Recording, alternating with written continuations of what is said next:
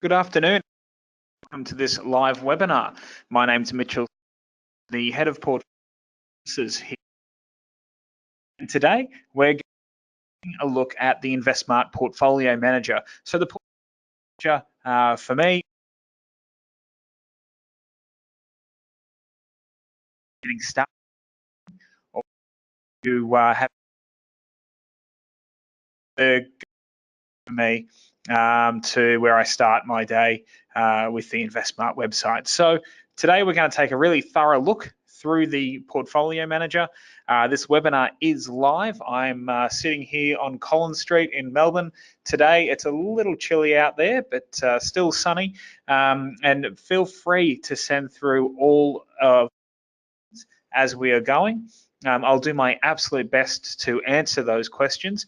If I can't answer those questions, what I will do for you is I will get those questions for you and then send them around to absolutely everyone that was in the session in an email. Now, of course, I cannot give you any personal specific advice during this webinar. It's going to be general in nature only. So if you do have any questions that maybe err on the side of personal specific advice, well, just take it. I won't be able to answer those questions. So just to join us, I'll wait one more minute before getting started. So just familiarize yourself where you can ask questions. The more the merrier, and hopefully we can get all of your queries out of the way and have you using the portfolio manager. What we're going to be looking at today is we're going to look at how to enter stocks into the portfolio manager. We're going to look at how to enter managed funds as well. There can be a few little tricky bits associated with the managed funds, so we'll show you how to do that.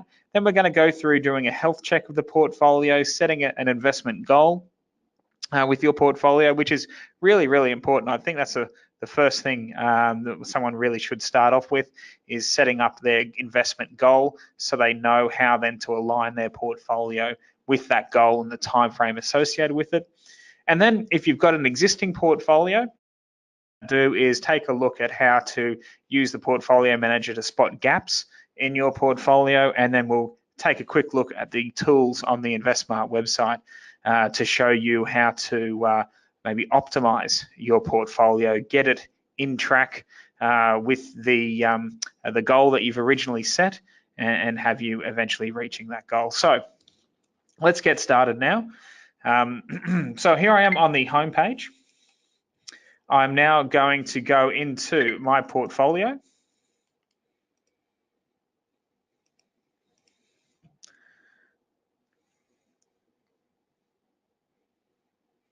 And of course, Murphy's Law, now that we're live doing this, it's decided to take its time. So I'm just clicking here on my portfolio, and that'll take me to the dashboard of a portfolio I already have set up. Now, if you don't already have a portfolio set up, you'll be taken to a page that looks like this. I'm just going to click on the Add Assets page here.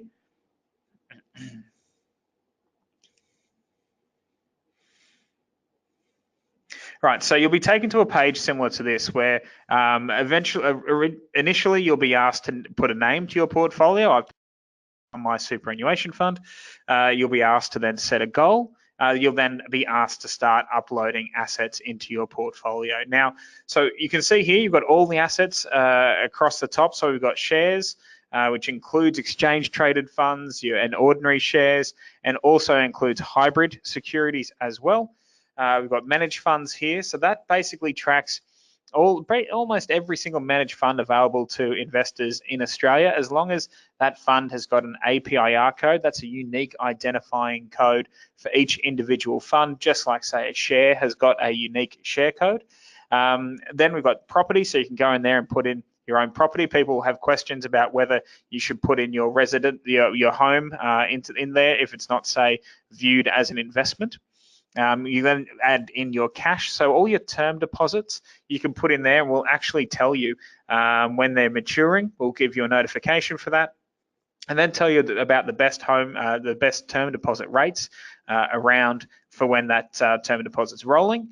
Others, well, you may wish to use this to put in some things that say anything else that wouldn't be classified as a share or a fund or property. I would use for the other section, and then of course your liabilities. Now, whilst we're here, you can actually upload a CSV file of your holdings. So this way you don't have to enter the stocks one by one.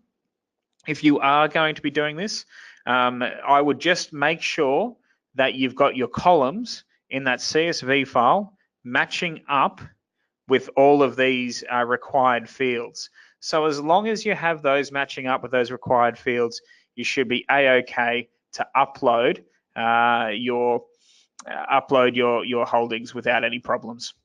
Now, to where you can find a CSV file of your current holdings, one of the best places to go, like if, for example, like me, you might use CommSec as your share broker. Well, you can go to CommSec, and in the portfolio part of it, you'll be able to download your holdings as a CSV. Just delete the unnecessary columns, and then you can save it and then upload it here. Okay, so what I'm going to do though is I'm going to go back to the dashboard and give you a quick overview of the dashboard.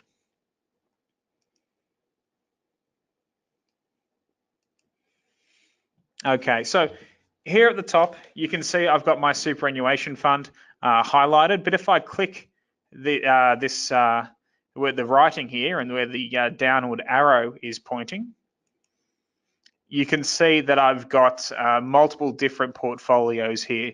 So you can have as many portfolios as you want.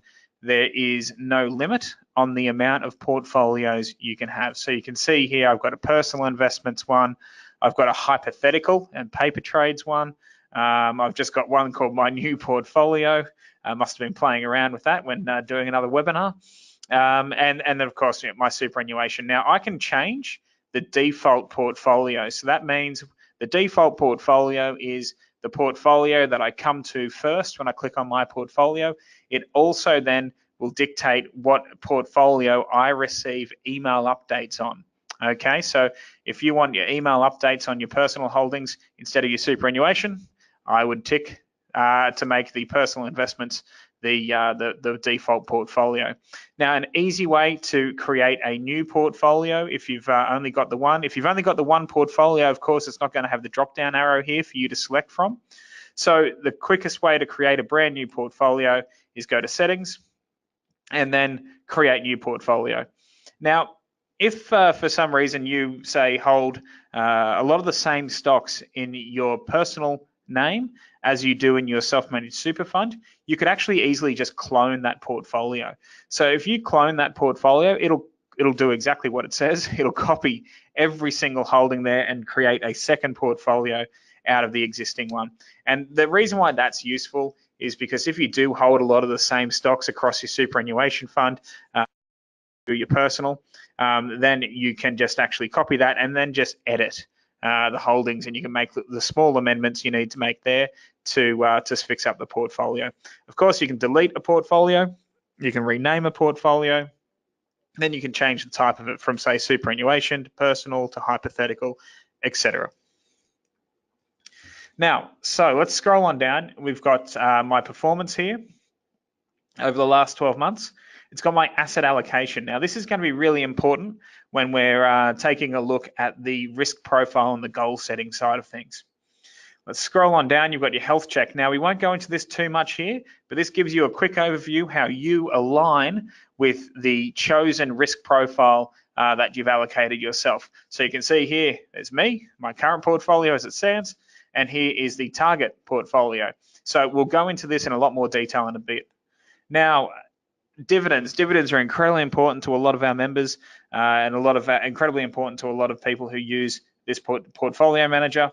This section here tells you the exact dollar value you should be expecting based on your holding and the franking that's associated with your portfolio. So for example, in this portfolio, I've got BHP, I've got CBA, I've got Telstra, etc. And it's telling me when the dividends for those companies are arriving, when the ex-dividend date is, and it's telling me the dollar value. So BHP is not paying out a dividend of $948.68.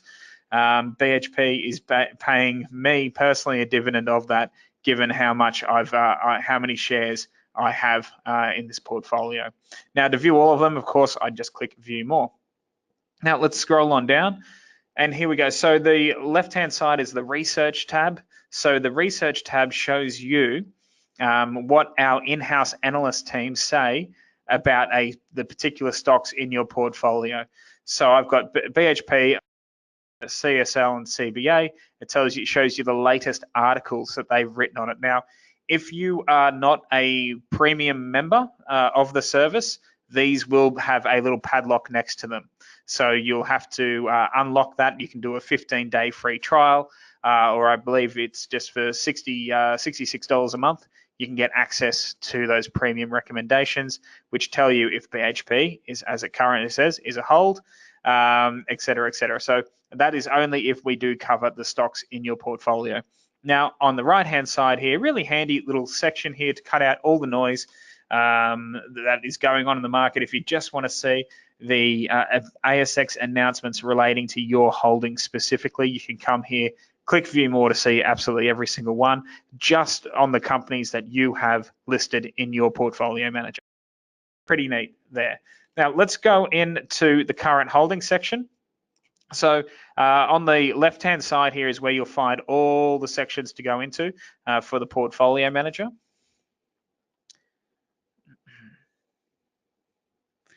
Right, we're going to scroll on down now, and I'm going to go into shares, options, and ETFs.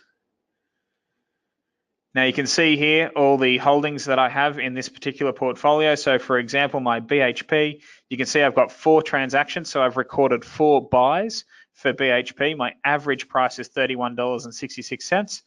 There's my quantity. That's how much brokerage I've paid. That was my total cost. And now we're getting to the current price. So you can see it's $37.50. Now, the current price figure, that's on a 20-minute delay. But it's not quite live pricing, but it's 20 minutes delayed. Then it tells you your current value, tells you how much of your portfolio it is, tells you where you stand. So with profit and loss, and then dividends, of course, and your profit and loss, including those dividends. Now, how do I see all the different transactions in BHP? Well, I just go over here to this pencil. I think it's a pencil anyway. Let's click down on it, and that shows me that all the different parcels of BHP that I've purchased along the way. If I wanted to edit any of those, I could just go in there right now and edit the brokerage. I could edit the quantity, the unit price, and I can also edit the purchase date. Now, if I wanted to record a new purchase, I'm just going to hit record a new purchase here. And I'm just going to add in a stock. Actually, what stock shall we add in? Let's add in Ordinate. It's a current recommendation from our team. So now I've just chose the 4th of March just as a random date. And then you can see here the actual portfolio manager will tell you that on the 4th of March, the closing price for that was $5. So I can use that if I can't remember specifically the dollar value that I paid for it. Hopefully you can. But now let's just say I bought 1,000 shares. So my ComSec brokerage there was $19.95. Now this is my preferred way of entering my holdings because I can enter up to 5 at once. So it's quite quick if I don't have a CSV file. So it's quite quick for me to do. So I'm just going to hit save. So I can enter up 5 different stock codes there. And I scroll on down and conveniently it's going to be at the top. Now we did have it as this particular company as a speculative buy. We've since moved it to a hold due to the share price increase. So you can see here, based on my cost base, this particular holding would have been up 8.53% by now. So that's how you enter a buy. Now, if you are also here and wanted to use a CSV file, you can do so just by clicking import. You can also export this data as well for yourselves. Okay, now let's go back to current holdings, and we're going to enter in a managed fund.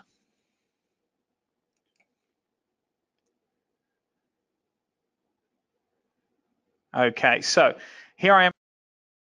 you get to see pretty much the same information regarding your managed fund as you would an individual stock. So you've got your current price, your current value, your weighting, your capital, profit and loss, and your distributions as well. So distributions are dividends, but for managed funds. Now I'm going to click record a purchase. So there's a couple of little different things in here. I can actually do it by an APIR code. So if you know the APIR code for your managed fund, you can just click on that and enter it, and it'll give you the exact managed fund. Now, if you don't know it, start off by typing in the fund manager's name, and that will auto-populate. So I've just chosen Platinum Asset Management here. Now they've got a number of funds. I'm just going to choose the stock standard fund. And my purchase date, let's go back a little bit.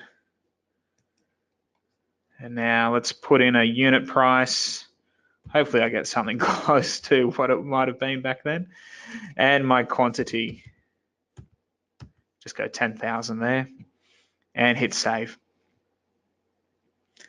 Now, when you are bringing up inputting a managed fund, and you can see here Platinum International Fund has come up here. I guess I was relatively close to the unit price, wasn't too. If you go back into record a purchase and you are a managed fund, then you cannot find that particular fund manager. There could be one of two things. Firstly, it might not be in here because we have most. I would say we have 95% of managed funds in Australia, but we don't have all of them. For example, we do not have a lot of industry super funds. The reason why we don't have industry super funds is because they do not report to us in unit prices, and they don't report, historically they haven't reported to their investors or members in unit prices, just more whole dollar figures. So we cannot actually put that in here because we don't have a unit price and you don't know the quantity, et cetera, that you've bought. So that's one thing that we don't have accurate and reliable data on. Another thing that people might get caught up on is that sometimes the managed fund, the fund manager name is not the actual name of the managed fund. Sometimes the fund manager name will actually be under what's known as the responsible entity. So there are third parties out there that, for say smaller fund managers, would be the responsible entity, and they provide back office services and administration support, etc., for smaller fund managers. Now, one of those, for example, is a company called FundHost. So you can see I type in FundHost there, and that comes up. And then you can see here it's got all sorts of different fund managers listed under FundHost. So I'm just going to choose one. Let's go Forager International. Just making up a unit price here, just to 1,000, just to demonstrate. Now, if you do not know who the responsible manager, the responsible entity for your fund manager is, just go up into this section here and start typing it in. And we'll hit search. And see here, we go to manage to funds over on the far right. Click into the international fund. It just gave me an APIR code there as well. I'm going to scroll on down, and you can see all the data that we have on this particular fund. And at the bottom here, you can see here the fund details. Responsible entity is FundHost, or I could just use that APIR code. Now, let's go back into the portfolio manager. Just going to take a shortcut to the fund section here. So to do that, I was just hovering over the My Portfolio section. The drop-down list appeared, and then I chose, I just went straight into the funds section of my default portfolio. Now let's scroll on down the page. Now you might notice, well, they're pretty hard to miss, aren't they? But you might notice these big red review your fund boxes. Basically what this is telling us to do is that over the longest time frame available, this particular managed fund has underperformed the industry standard benchmark. And so we don't just put them, so this will come up on any fund if over the longest piece of data available, they've underperformed the industry standard benchmark. That includes our own. So if, for example, our small companies fund will be marked with the review your fund. Now, let's click on it and go on through and check out what it actually has to say. So why did this particular fund get marked? Well, let's have a look here. We'll scroll on down. So the key here, we've got platinum is this particular fund is in the blue.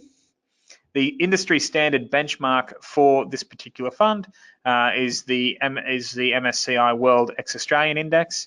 The peers, so that is all, you can see here, 1,096 different managed funds that use that same industry standard benchmark. That's in black. And then if InvestSMART have a fund that is benchmarked along the same industry standard benchmark, will also appear here. So you can see here, this particular fund over a 10-year period, and we've just got data going back 10 years, so it's not going back to inception.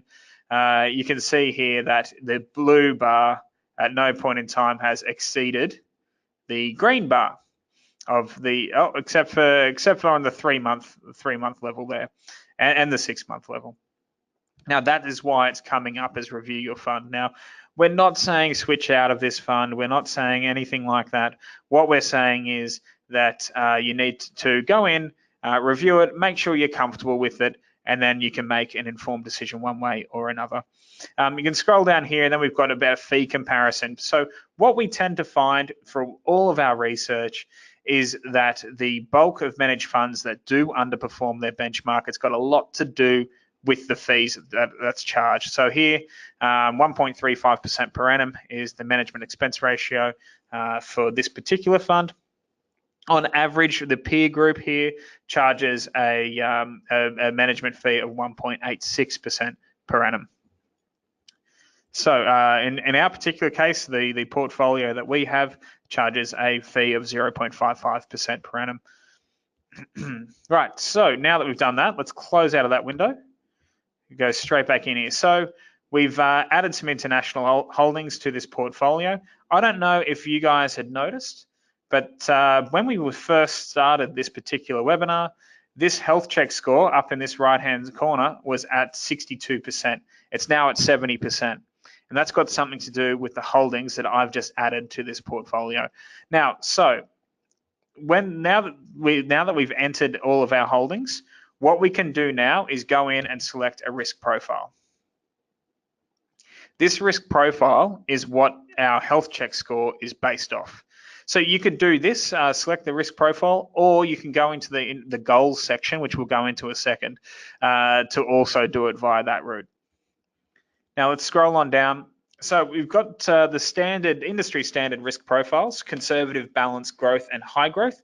We also have a custom setting. So if you're quite not any one of these in particular, you can actually go into that custom setting and create your own risk profile. So let's have a look here. So I've just switched it down to conservative. If we scroll on down, it'll tell you a bit about this particular portfolio and about this actual risk setting. So we'll just hover on this section for a second here. So these risk profiles, how you think about them is think about what your investment goal is over the long term, and then think about how long you've got until you reach that goal. So you will have different investment goals. So my superannuation, for example, very differently to my savings, where I'm going to say be buying a house in the next 2 to 3 to 4 or 5 years. So they're both invested, but invested very, very differently. My superannuation, for example, I will not be touching that for about 30 odd years, but a house, I'll be hopefully, touch wood, buying one in the next few years. So I've got an investment goal for both, but I have two very, very different risk profiles for those. So I might, for example, go up here again, I might set that shorter term goal with a conservative or balanced approach, because I'm closer to reaching that goal in my time frame, so therefore I should not be taking as much risk. But that the other goal that I just mentioned, growing my superannuation nest egg for the next 30 plus years, I can afford to go up the risk scale and to go to high growth and have a higher blend of growth assets in that particular portfolio. So I'll just show you the contrast between conservative and high growth, and just have a think in your mind at your particular investment goal. You might have more than one, just like me. Your investment goal, have two different portfolio managers set up for it. Remember, you can establish as many different portfolio managers as you want. So have that, and then select your two different risk profiles for each. Now let's scroll on back down. So you can see over on the right hand side here, the suggested asset allocation. So remember, we're in conservative here. I'm going to be realizing my investment in the next 0 to 5 years so I can buy that house. And so my Australian equities allocation is 12.6%. My international equities is 12%. My properties 10%. Now those three asset classes are what we consider growth asset classes. So yes, they will give me a higher return, but they come with higher risk associated with it. So then I've got cash of 20.6 and I've got fixed interest of 44.9. So you can see a big chunk there is allocated to those lower risk, more defensive income style asset classes. And that's because I'm going to be using this capital in the shorter term. So therefore I don't want it to be affected by the movements of the stock market. And I can't afford to, if it does get buffeted around by the, I'll either have to try and save more, which may be a possibility, but may not be, or I'd have to extend the time frame of this goal. If I take a 10 or 20% hit 1 year out from purchasing a property, I'll need to extend that time horizon by another 1 or 2 years, putting myself back and making my girlfriend very unhappy. So we've had a look at that asset allocation. For the contrast, let's go up to high growth. Let's scroll back on down. So you can see this investment time horizon here, 10 plus years. And then you can see what this has done. This has really dialed up that exposure to those growth asset classes. So Australian equities, 39.6%, international equities, 43.1%, property 6%, cash 7.3, fixed interest 3.9. So really, really low on cash and fixed interest. So about 10% in total there in those defensive asset classes. And then I'm about 90% exposed to those high growth asset classes. That's because I'm investing here for 10 plus years. So I can ride out any bumps that are associated with the equity markets. So the longer time frame will actually smooth out my returns over that time period. So I can take those risks. So let's scroll on down here, and you can see with comparison with the benchmark. So you can see high growth, the total returns. So over the last say 5 years, you got 9.7% here. As we go down in the risk profiles, you can see so do the returns. But as we go down in the risk profiles, you can see on the far right here, the number of negative years out of 20 decreases. So you can see here in conservative, where we had a whole lot of cash and fixed interest, the number of negative years in 20 years has only been 1.81 years. Whereas in that high risk profile, the high growth profile, it's so out of 20 years, 5.66 of those years will give you a negative return. Okay, so we've had to think about our goal. We've had to think about which risk profile aligns us. Now think time frame once again, and then you can go down to the bottom and you can hit save. Now mine's already set to high growth, so I'm going to leave it there as is. So let's just see. No, that's actually what I'm going to do, just so you can see. So right now my health check score is 70. But if I just click conservative and scroll on down to the bottom and save that risk profile, you can see what it's going to do to my health check score. It's absolutely smashed it down to 28%, and that is very unhealthy. A lot of people ask us, what should I aim for in the risk profile? We generally say anything above 80% is healthy. So when you're setting up your portfolio for the first time, if you're just getting started investing, getting your asset class allocation right against your risk profile is very important. So we always say there's two things that you can control when it comes to investing. You can control the asset classes that you're invested in. So you can control what assets you put your cash into. You can then also control what vehicles you use to get that exposure. So when I say that, I mean managed funds, ETFs, doing it yourself, etc. But of course, what you can control in that as well is the costs associated with it. So you can go really low cost, effective exchange traded funds, for example, over a managed fund. And so that you can control how much of your capital is going towards fees. So they're the two things you can control, your asset allocation and your costs. You can't control your return because a lot of the time that is out of your hands with macroeconomic movements. So getting the asset class allocation correct, first and foremost, it goes a long way to putting you on track to reach your investment goal. And then, of course, getting that asset allocation in a cost-effective manner is the second thing that you can control. So let's go back down. I'm going to reset this to high growth. That's going to bang me straight back up to 70%. Okay. Let's hit save there. All right, there we are. Now, let's go in and do a health check. Now, once again, I should say, if you don't know what risk profile you should be, go into this goal section here. That goal section will walk you through what risk profile setting you should have based on what your investment goal is and your starting point and your time frame. It's really handy. I can't stress that enough. Now I've gone into the health check section. Let's scroll on down. Now you can see here against my target asset allocation, which is on the left-hand side, you can see what my portfolio looks like compared to that currently. Now, if you remember when I added some holdings to the portfolio manager, I chose all international equities. That actually made my portfolio look a bit healthier than what it was. I think it was at 62% when we first started. Now, this is not too uncommon for people who are already investing and have already built their portfolio. It's not too uncommon for people to be well and truly overexposed in their Australian equities and underexposed in international equities. Now, for my risk profile, I'm definitely severely overexposed to Australian and underexposed to international equities. I'm pretty much bang on fixed interest. I'm not too much out of whack with cash. So property, not too bad either. So looking here, my biggest area of opportunity is to decrease my Australian equities and increase my international equities to bring me in line with that goal. And I reckon that'll take me above 80%. Probably put me up there at the old 90% even. And that'll make my portfolio a lot healthier looking and it'll get me on track with the diversification that I need. Now, if you might not know what assets you're holding constitute Australian equities or international equities.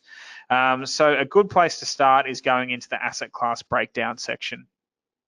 So you can see here it's telling me I'm 29.6% overweight in Australian equities. Right, scroll on down here. So now you can see here everything that constitutes Australian equities. Now, I do have a managed fund in here, the AMP Lifestyle Investments High Growth Managed Fund. This was one of those underperforming managed funds. Now, the exposure to Australian equities, if you do hold a managed fund and it's got multiple assets in it, multiple asset classes in it, this portfolio manager will actually go in and break it down and tell you the exact percentage of that managed fund that is, say, for example, in this case, Australian equities. And in this particular case, 34.1% of it is classified as Australian equities. So that's feeding straight into my portfolio manager health check. Now you can see I've actually made some adjustments. You can see this particular one, Perpetual Equity Income Company Limited. And I've changed to 60%. And you can see here, Platinum International Fund is coming up at 0.2% Australian equities. Let's scroll on down, and you can see here all those other funds that constitute international equities. You can see they're all at varying levels. Let's scroll on down here. You can see there's a little bit of property in some of them. Keep it on scrolling down. Of course, there's a bit of cash in all of them as well. So managed funds will typically tend to hold cash depending on their mandate. So let's scroll on up. So we now know what constitutes what. So I can now think about, hey, do I want to start trimming some of my Australian equity exposure? And what do I want to think about? How do I want to think about going about increasing my international exposure?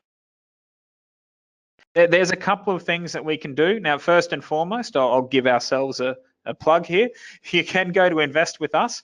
If I am low on international exposure, if I'm happy with the rest of my Australian exposure, maybe give it a bit of a trim, but I know I need international exposure and I don't know how to get it, I can go to the InvestSMART International Equities portfolio here. I can purchase that. I can fill out a form online. It's really, really easy. And InvestSMART will give you a nice diversified international portfolio of exchange-traded funds very, very cheaply. So 0.55% per annum, but it's actually part of our capped fee range. So I'm going to click into that. The capped fee range basically caps out your fee at $451 per annum. So if you're thinking about that on the size of your portfolio, it's starting off at 0.55% per annum, going up to $451. When that cap kicks in, that's about $82,000 when that cap kicks in. Anything less than that, of course, you're paying 0.55% per annum. So anything over that level, though, basically goes to reducing your management expense ratio. So you can see here, it's part of our capped fee range. You can download an investor pack that tells you all about the portfolio. You can see a brief overview here. Or if you're ready to go, you've done your homework, you can just click Invest Now. So it's just a low-cost, affordable way of getting additional exposure to help round out your portfolio. Now, okay, that's our international equities fund plug over. Let's now go into the research and advice. So thinking about it once again, we're underweight international equities. That is our best area of opportunity to decrease our Australian exposure, increase our international equity exposure. That should bring our portfolio into line to be about 90%. Once again, thinking about what I said before, with all those managed funds that typically tend to underperform by the cost of their fees, what I'm going to go and check out here is our exchange traded funds filter tool. So I've gone research and advice. I've gone over to the exchange traded, the research tools column, and I'm going to click on exchange traded funds. So these research tools come with Member Essentials package, which gives you access to the Eureka report, which includes all of Alan Kohler's interviews, Alan Kohler's weekend brief, and a lot of our general macroeconomic investment news.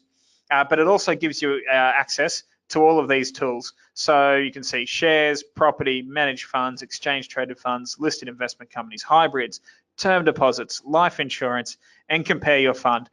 Compare your fund, life insurance, and term deposits are relatively new to the website, so do jump on. You could find them to be quite helpful. Here I am, though, in the managed funds section.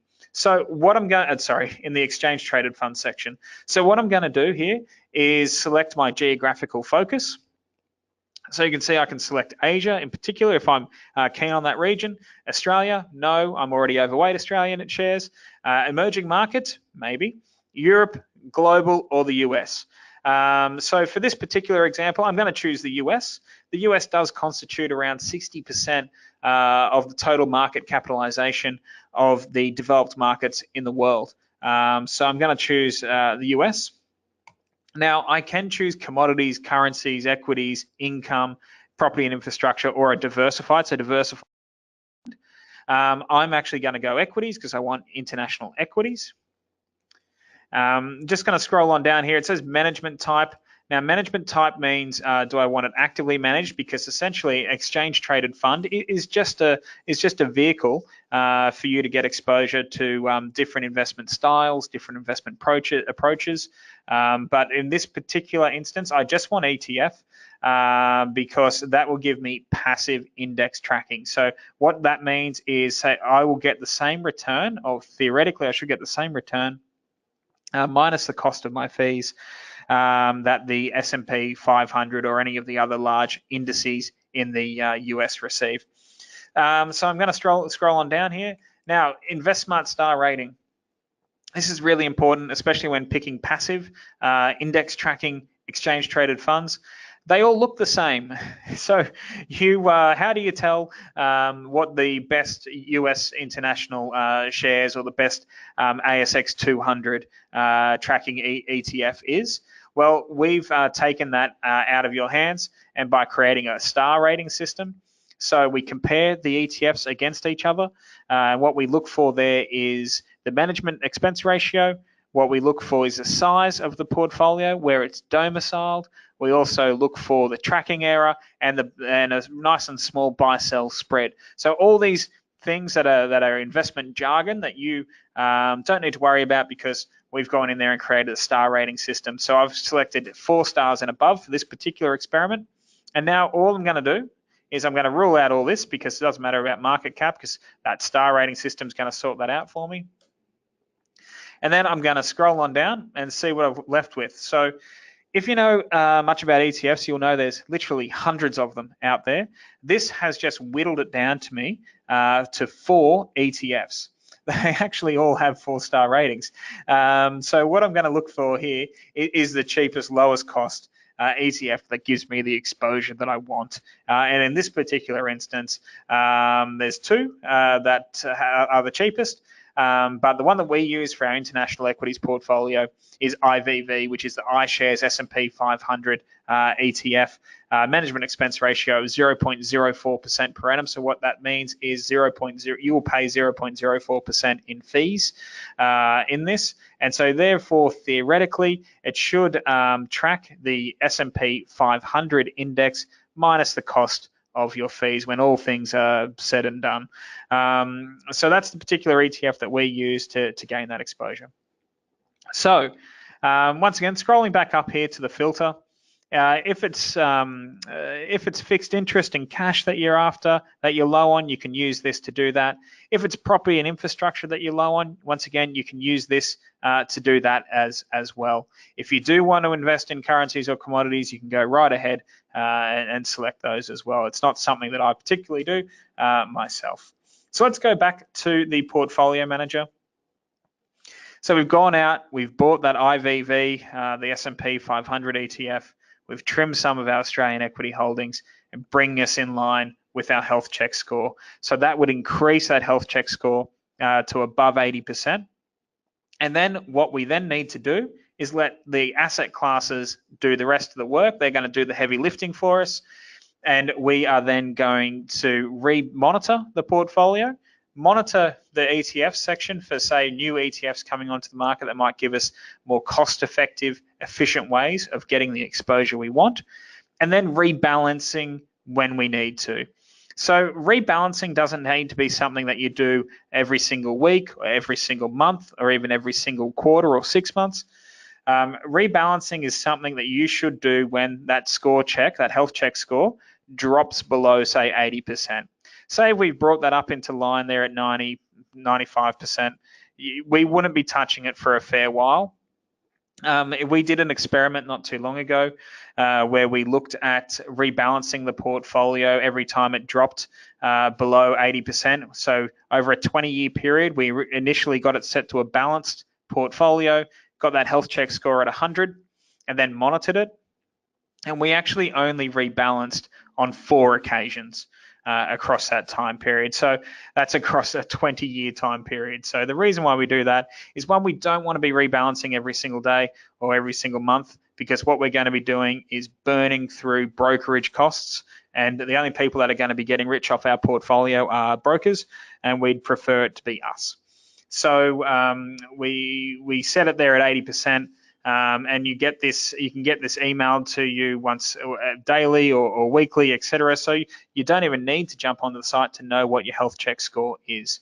Of course, once you've set this up, InvestSMART does have an app as well. Data will flow through to your app, so you can just quickly check your health check score on your phone. Now, I have spoken here for a good 40-odd minutes.